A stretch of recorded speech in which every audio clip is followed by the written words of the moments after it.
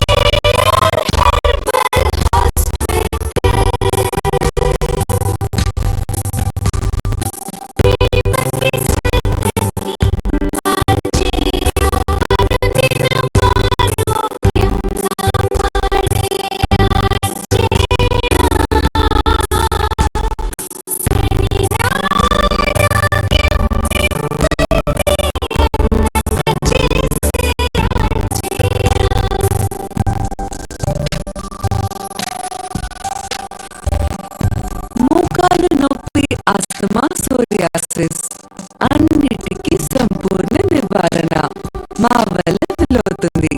RGR herbal hospitals. RGR herbal hospitals.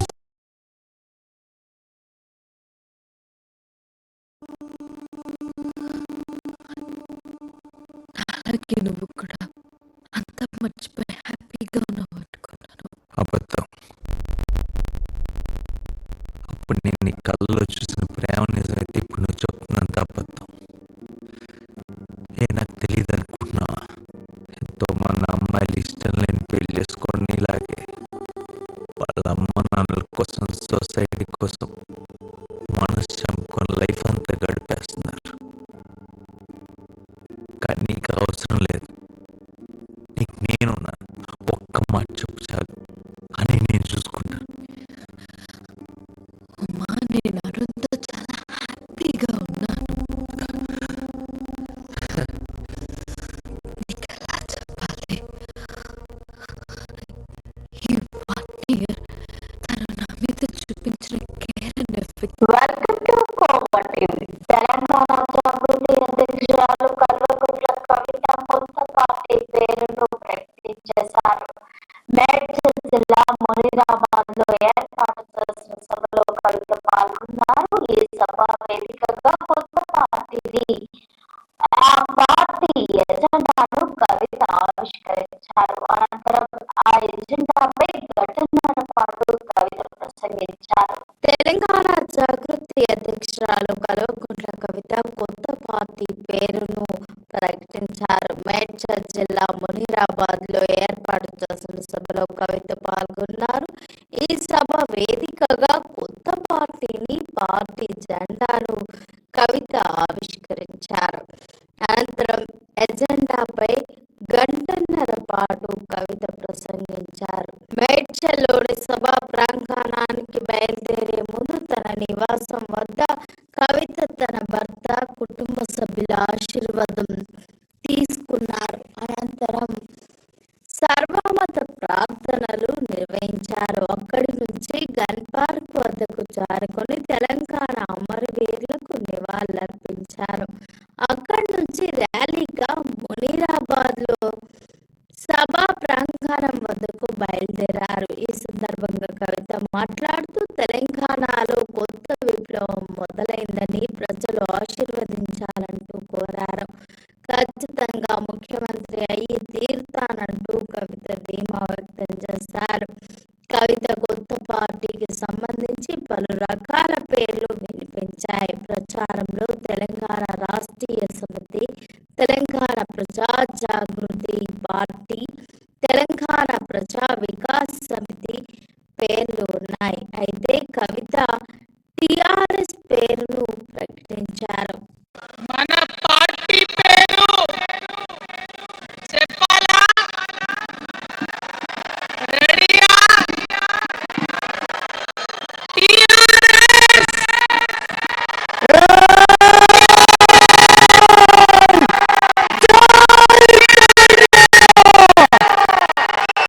బంగారం కొనుగోలు చేయడానికి ఇదే సరైన సమయమా? ధరలు మరింతగా పడిపోతాయా? రానున్న కొద్ది రోజుల్లో ధరలు మరింత పతనమవుతాయా అంటే అవుననే సమాధానాలు వినిపిస్తున్నాయి. ప్రస్తుతం ధరలు పడిపోతున్న క్రమంలో బంగారం కొనుగోలు చేసేందుకు చాలా మంది ముందుకొస్తున్నారు. బంగారం కొనుగోలు చేసే వారికి గుడ్ న్యూస్. ప్రస్తుతం బంగారం ధరలు భారీగా తగ్గుతున్నాయి. ఇరాన్ ఇజ్రాయెల్ మధ్య యుద్ధం ముగియడం, పశ్చిమాసియాలో ఉద్రిక్త పరిస్థితులు తగ్గడంతో బంగారం ధరలు దిగొస్తున్నాయి. గత కొద్ది రోజులుగా పసిడి ధరలు పతనమవుతూ సామాన్యులకు ఊరట కలిగిస్తున్నాయి. ధరలు పడిపోవడంతో పెళ్లిళ్ల సీజన్ కావడంతో కొనుగోలు చేసేందుకు ప్రజలు ఆసక్తి చూపిస్తున్నారు. ప్రస్తుతం తులం బంగారం 1,52,000 వద్ద కొనసాగుతోంది. ఇటీవల 1,56,000 వద్ద ఉండగా వారం రోజుల్లోనే కుప్పకూలింది. డాలర్ బలపడటంతో పాటు యుద్ధం ముగియడం, హార్మోజ్ జలసంధిపై క్లారిటీ రావడంతో ధరలు క్రమక్రమంగా తగ్గుముఖం పడుతున్నట్లు విశ్లేషకులు చెబుతున్నారు. అయితే డాలర్ బలపడడంతో బంగారం ధరలు రానున్న రోజుల్లో తగ్గే అవకాశం ఉందని మార్కెట్ వర్గాలు చెబుతున్నాయి. మరికొద్ది రోజుల పాటు తగ్గుదల ఉండొచ్చని అభిప్రాయపడుతున్నారు. అయితే డాలర్ బలపడితే బంగారంపై ఒత్తిడి పెరుగుతోంది. బంగారం లాంటి వడ్డీ రాని ఆస్తులపై పెట్టుబడిదారులు ఆసక్తి తగ్గుతోంది. దీనివల్ల గోల్డ్ రేట్లు తగ్గుతాయి. ప్రస్తుతం డాలర్ బలపడటం, అంతర్జాతీయంగా ఉద్రిక్తతలు తగ్గుముఖం పట్టడంతో ధరలు కుప్పకూలుతున్నాయి. మరికొద్ది రోజులు ఇదే తగ్గుదల కొనసాగితే బంగారం ధరలు మరింత తగ్గుతాయని బిజినెస్ అనలిస్టులు చెబుతున్నారు. ఇక హార్మోజ్ జలసంధి ప్రభావం కారణంగా మార్కెట్లను ప్రభావం అవుతాయి. ఇంధన ధరలు పెరగడం వల్ల బంగారం ధరలు తగ్గుతున్నాయని అంతర్జాతీయ నిపుణులు చెబుతున్నారు. కాగా శుక్రవారం బంగారం రేట్లు 600 తగ్గాయి. హైదరాబాద్ లో 10 గ్రాముల 24 క్యారెట్ల గోల్డ్ రేట్ 1,52,950 వద్ద కొనసాగుతుండగా 22 క్యారెట్ల రేటు 1,40,000 వద్ద ట్రేడ్ అవుతోంది. ఇక గురువారానికి వస్తే 24 క్యారెట్ల బంగారం 1,53,550 ఉంటే 22 క్యారెట్ల ధర 1,40,750 వద్ద ఉన్నాయి. తెలంగాణ రాజకీయాల్లో మరో కొత్త పార్టీ అడుగు పెట్టింది. మాజీ సీఎం బీఆర్ఎస్ అధినేత కేసీఆర్ కుమార్తె కవిత తాను సొంతంగా కొత్త పార్టీని స్థాపించినట్టు ప్రకటించారు. ఈ మేరకు ఆమె తన కొత్త పార్టీ పేరును అధికారికంగా ప్రకటించారు. పార్టీ పేరును తెలంగాణ రాష్ట్ర సేన అంటూ కవిత చెప్పుకొచ్చారు. తెలంగాణ రాజకీయాల్లో కీలక పరిణామం చోటు చేసుకుంది. రాష్ట్ర రాజకీయాల్లో మరో కొత్త పార్టీ అడుగు పెట్టింది. బీఆర్ఎస్ అధినేత మాజీ సీఎం కేసీఆర్ కుమార్తె కవిత కొత్త పార్టీని ప్రకటించింది. శనివారం ఉదయం మేడ్చల్ జిల్లాలోని మునిరాబాద్ లో ఏర్పాటు చేసిన పార్టీ ఆవిర్భావ సభలో ఆమె తన కొత్త పార్టీ పేరును అధికారికంగా ప్రకటించింది. అంతకు ముందే ఆమె సభా వేదికపై అమరవీరుల స్తూపం, ప్రొఫెసర్ జయశంకర్ విగ్రహానికి, బతుకమ్మతో ఉన్న తెలంగాణ తల్లి విగ్రహానికి నివాళులర్పించారు. అనంతరం అలాగే పార్టీ జెండాను కూడా ఆవిష్కరించారు. తన పార్టీ పేరు టిఆర్ఎస్ గా ప్రకటించారు కవిత. టిఆర్ఎస్ అంటే తెలంగాణ రాష్ట్ర సేన అని కవిత చెప్పుకొచ్చారు. ఈ సందర్భంగా ఆమె మాట్లాడుతూ కీలక వ్యాఖ్యలు చేశారు. ఇది తన జీవితంలో మర్చిపోలేని రోజని ఆమె చెప్పుకొచ్చారు. తెలంగాణ కోసం ఉద్యమంలో ఎంతో మంది ప్రాణాలు అర్పించారు. ఉద్యమంలో బతుకమ్మ ఎత్తుకొని ఊరూరా తిరిగా.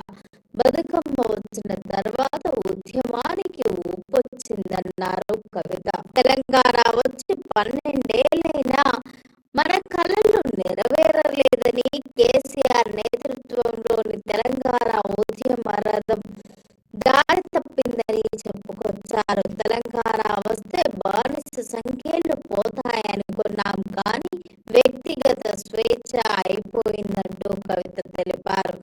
ఎవరి ఫోన్ ఎవరు వింటున్నారో కూడా తెలియని భయం చాలా మందిలో ఉందన్నారు. తెలంగాణను వ్యతిరేకించిన వారికి ఎమ్మెల్యే సీట్లు ఇచ్చారు. కానీ పార్టీ కోసం అండగా నిలిచిన వారిని గాలికి వదిలేశారు. అధికారం వచ్చాక కేసీఆర్ కు మమకారం పోయింది. అందుకే చెబుతున్నా, ఆయన మన కేసీఆర్ కాదు, మారిన కేసీఆర్ అంటూ ప్రాణాన్ని అడ్డం పెట్టుకొని రాష్ట్రాన్ని కాపాడాల్సిన సైన్యం కావాలని కవిత చెప్పుకొచ్చారు. కాళేశ్వరంలో అవినీతి జరిగిందన్న దానికి తనను పార్టీలో నుంచి తీసేశారని, అవినీతి చేసిన పందికొక్కులను పక్కన చేర్చుకున్నారంటూ కవిత ఆరోపించారు. ఇవాళ మిమ్మల్ని నేను కోరేది ఒకటే, కష్టపడ్డం, తెలంగాణ తెచ్చుకున్నాం, కానీ మనం కలలు కన్న తెలంగాణ వచ్చి 12 ఏళ్ళైనా ఇంకా కూడా మనకు రాలేదు. ఏమేం కలలతో తెలంగాణ తెచ్చుకున్నామో ఆ కలలన్నీ ఇంకా నిజం కాలేదు. మరి తెలంగాణ ఉద్యమ రథం, ఆనాటి ఉద్యమ రథసారథి కేసీఆర్ గారి నేపథ్యంలో తెలంగాణ ఉద్యమ రథం ఎక్కడో దారి తప్పింది. తెలంగాణ ప్రజల ఆర్తిని అది అర్థం చేసుకోలేకపోయింది. డెఫినెట్ గా సామాజిక తెలంగాణ రథ చక్రం అనేది విరిగి ముక్కలైపోయింది. ఒక కొత్త రాష్ట్రం వచ్చిన తర్వాత ఏ తరహా అయితే పని జరగాలో, ఏ తరహా అయితే పనులు ప్రారంభించుకోవాలో అవి జరగలేదని చెప్పడానికి ఒకంత బాధపడతా ఉన్నాను. ఆనాడు ఏమనుకున్నాం, తెలంగాణ రాష్ట్రం వస్తే మనందరి బానిస సంఖ్యలు పోతాయి అనుకున్నాం. కానీ రైతులకు బేడీలు పడ్డాయి. ఇసుక దందా మీద ప్రేమతోని నేరెళ్ళ దళితులకు దెబ్బలు పడ్డాయి, చావులైనాయి. ఒకరిద్దరు కలిసి మాట్లాడుకోవాలంటే ఎవరి ఫోన్ ఎక్కడ మానిటర్ చేస్తుండ్రో అని భయం, వ్యక్తిగత స్వేచ్ఛ లేదు. దారుణమైనటువంటి నిఘా నీడలో తెలంగాణ అంతా కూడా బతికింది. ఇది వాస్తవం. మనం అనుకున్న కలల తెలంగాణ రాలేదన్నది ముమ్మాటికి వాస్తవం. మరి అటువంటి సందర్భంలో నేను ఇవాళ మీ అందరికి ఒక మాట చెప్పాలి. ఆనాడు పరిపాలించిన కుటుంబంలో నేను కూడా ఒక భాగం. ఆనాడు పరిపాలించిన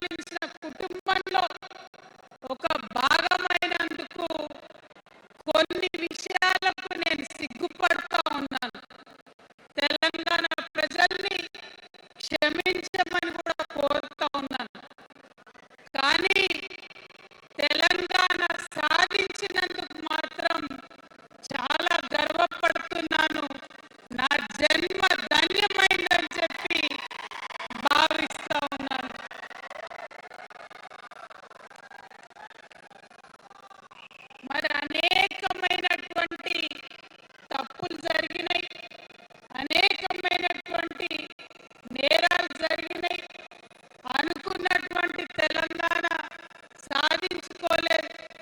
మరి ఆ తప్పులో ఎక్కడో ఒక దగ్గర నాకు భాగం ఉందని చెప్తున్నప్పుడు మరి కేవలం క్షమాపణ చెప్తే సరిపోతుందా?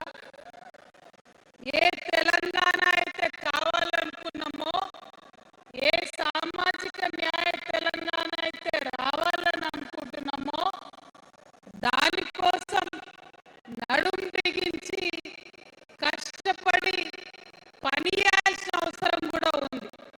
మరి వాళ్ళ పని చేయడం కోసమే తెలంగాణ రాష్ట్ర సేన ఇవాళ తెలంగాణ ప్రజల ముందుకు వచ్చింది.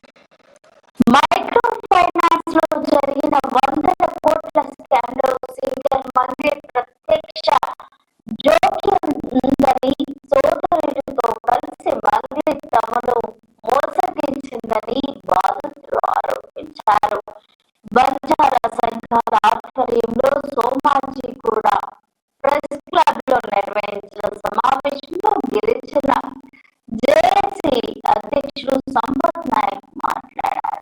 మైక్రో ఫైనాన్స్ లో జరిగిన 100 కోట్ల స్కామ్ లో సింగర్ మంత్రి ప్రత్యక్ష జోక్యం ఉందని సోదరుడితో కలిసి మంత్రి తనను మోసగించిందని బాధితులు ఆరోపించారు. శుక్రవారం బంజారా సంఘాల ఆధ్వర్యంలో సోమాజిగూడ ప్రెస్ క్లబ్ లో నిర్వహించిన సమావేశంలో గిరిజన జేఏసీ అధ్యక్షుడు సంపత్ నాయక్ మాట్లాడారు. మంగ్లీ మీడియా సమక్షంలో అబద్ధాలు చెబుతూ తప్పించుకునే ప్రయత్నం చేస్తోందన్నారు. ప్రధాన నిందితుడు రమావత్ మధుతో మంగ్లీకి ప్రత్యక్ష సంబంధాలు ఉన్నాయని ఆరోపించారు. స్కామ్ లో అతనితో పాటు ఆమె కీలకంగా ఉన్నారని, తన సోదరుడిని తప్పించే ప్రయత్నం చేస్తున్నట్లు పేర్కొన్నారు. తనకు ఏ రాజకీయ పార్టీలతో సంబంధం లేదని అబద్ధాలు చెప్పిందని, 2024లో జరిగిన ఏపీ అసెంబ్లీ ఎన్నికల్లో వైఎస్ఆర్సీపీ తరఫున పాటలు పాడి ప్రచారం చేశారంటూ గుర్తు చేశారు. కర్ణాటకకు చెందిన ఓ మాజీ మంత్రి మనవడి వద్ద కూడా 80 లక్షల వరకు వసూలు చేశారని, ఆ ఫోన్ సంభాషణ వైరల్ అవుతున్నట్లు తెలిపారు. అందులో మధు, మంగ్లీ సోదరుడు శివ ఈ లావాదేవీల్లో ఉన్నట్లు వెల్లడించారు. మధుకు సంబంధించిన పార్టీకి మంగ్లీ అనేక సార్లు హాజరయ్యారని, ఆమెకు సంబంధించిన కార్యక్రమాల్లోనూ మధు పాల్గొనేవాడని పేర్కొన్నారు. దానికి సంబంధించిన అన్ని వివరాలు తమ వద్ద ఉన్నాయని తెలిపారు. అనంతరం గిరిజన జేఏసీ రాష్ట్ర అధ్యక్షుడు అశోక్ రాథోడ్ మాట్లాడుతూ మైక్రో ఫైనాన్స్ స్కామ్ లో మంగ్లీ, ఆమె సోదరుడి ప్రత్యక్ష ప్రమేయం ఉందని, పోలీసులకు కేసు దర్యాప్తును కావాలని తత్సరం చేస్తున్నారన్నారు. బాధితులకు న్యాయం జరిగేంత వరకు పోరాటాలు నిర్వహిస్తున్నట్లు తెలిపారు. అనంతరం రమావత్ మధు క్యాషియర్ రమేష్ మాట్లాడుతూ మంగ్లీతో మధుకు సంబంధం లేదన్నది పచ్చి అబద్ధమన్నారు. మంగ్లీ తరచూ మధు ఆఫీసుకు వస్తుండేవారని తెలిపారు. ఆమె సోదరుడు శివ ఈ వ్యవహారంలో ప్రత్యక్షంగా ఉన్నట్లు వెల్లడించారు. తెలంగాణ తొలి సీఎం కేసీఆర్ ప్రారంభించి పూర్తి చేసిన ఆర్టీసీ విలీన ప్రక్రియకు కాంగ్రెస్ ప్రభుత్వం 2.5 ఏళ్ల తర్వాత తలొక్కింది. కార్మికుల సమ్మెతో దారిలోకి వచ్చిన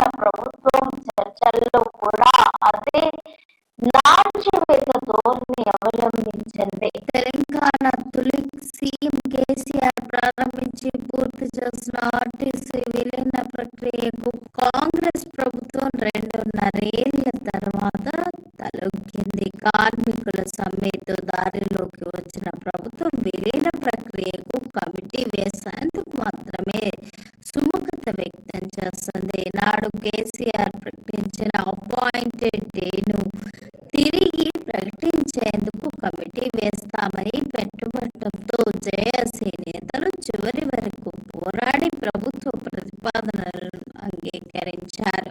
యూనియన్ల పునరుద్ధరణ అంశాన్ని మేనిఫెస్టోలో పెట్టి ఇన్నాళ్ళు మోసగించిన ప్రభుత్వం చర్చల్లో కూడా అదే నాల్చివేత ధోరణిని అవలంబించింది. యూనియన్ల పునరుద్ధరణపై కార్మిక సంఘాల నేతలు ఇప్పటికిప్పుడు నిర్ణయం తీసుకోవాలని పట్టుబట్టడంతో దానిపై ఆర్టీసీ యాజమాన్యంతో ప్రత్యేకంగా మాట్లాడిన తర్వాతే ఒక నిర్ణయానికి వస్తామని పేర్కొంది.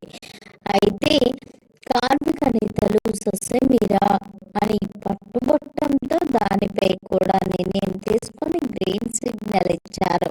ఒకవైపు ఆర్టీసీని ప్రభుత్వంలో విలీనం చేసుకుంటే గుర్తింపు కార్మిక సంఘాలు ఎలా ఉంటాయని ప్రభుత్వ పెద్దలు మెలకబెట్టినట్టు తెలిసింది. దీనిపై కార్మిక నేతలు ఉద్యోగ ఉపాధ్యాయ సంఘాల్లో తాము ఉంటామని అప్పుడు సానుకూల నిర్ణయం ప్రకటించినట్టు తెలిసింది. కాగా ఆర్టీసీ కార్మికులు పీఆర్సీ విషయంలోనూ పట్టుబట్టారు. వారు డిమాండ్ చేసినంత కాకుండా 11% పీఆర్సీ ఇచ్చేందుకు సర్కార్ సముఖత వ్యక్తం చేస్తుంది. నర్సంపేట ఆర్టీసీ డ్రైవర్ శంకర్ గౌడ్ అంత్యక్రియలు ముగిసిన తర్వాత జరిగిన చర్చల్లో ప్రభుత్వం తీవ్రమైన తత్సారం చేసిందని కార్మికులు ఆగ్రహం వ్యక్తం చేశారు.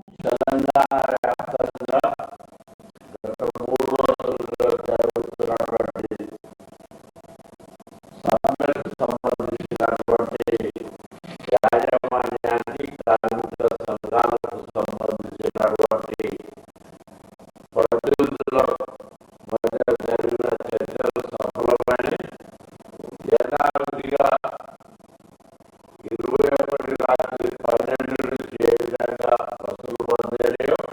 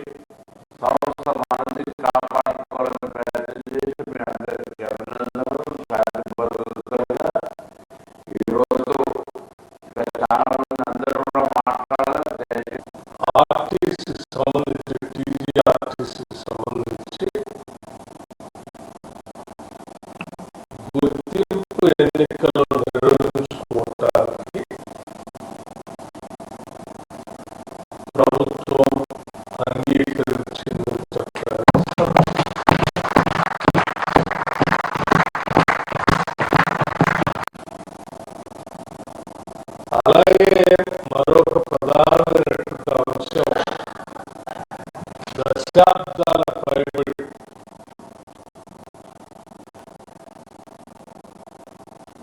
ఆర్టీసీలో పనిచేస్తున్నటువంటి కార్మికులు కోరినటువంటి ప్రధానమైన కోరిక విలీనానికి సంబంధించినటువంటి అంశం.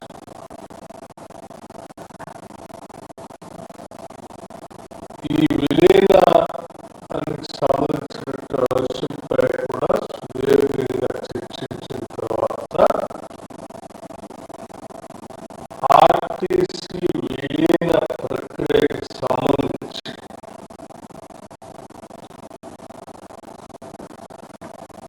అధికారులతో మరియు కార్మిక నాయకులతో కలిసి ఒక అధికారిక కమిటీని ప్రకటించడానికి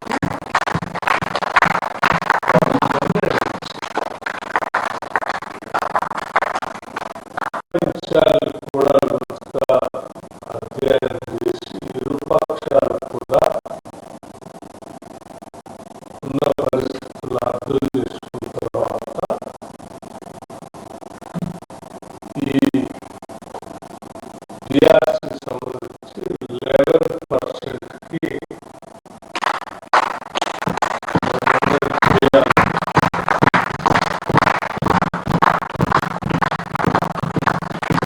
ప్రభుత్వం నిర్ణయించిందని చెప్పడానికి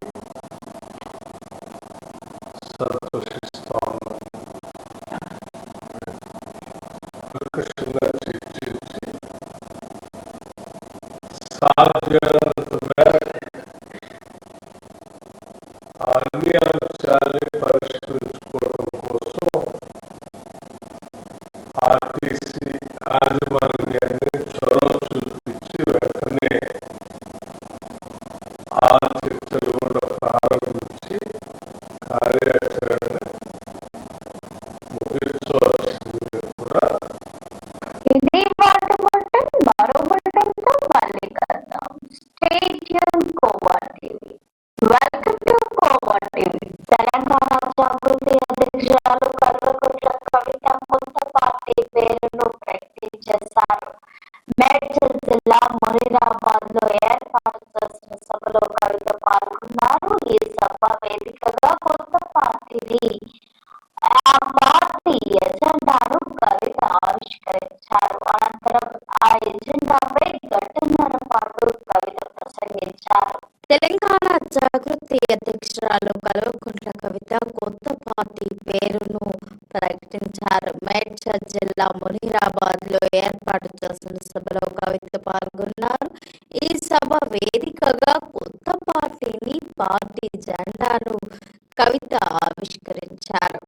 అనంతరం ఎజెండాపై గంటన్నర పాటు కవిత ప్రసంగించారు. మేడ్చల్లోని సభా ప్రాంగణానికి బయలుదేరే ముందు తన నివాసం వద్ద కవిత తన భర్త, కుటుంబ సభ్యుల ఆశీర్వాదం తీసుకున్నారు. అనంతరం సర్వమత ప్రార్థనలు నిర్వహించారు. అక్కడి నుంచి గన్ పార్క్ వద్దకు చేరుకొని తెలంగాణ అమరవీరులకు నివాళులర్పించారు.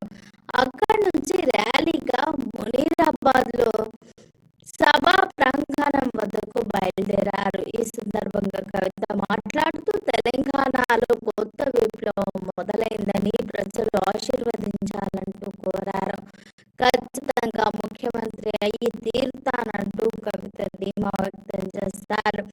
కవిత కొత్త పార్టీకి సంబంధించి పలు రకాల పేర్లు వినిపించాయి. ప్రచార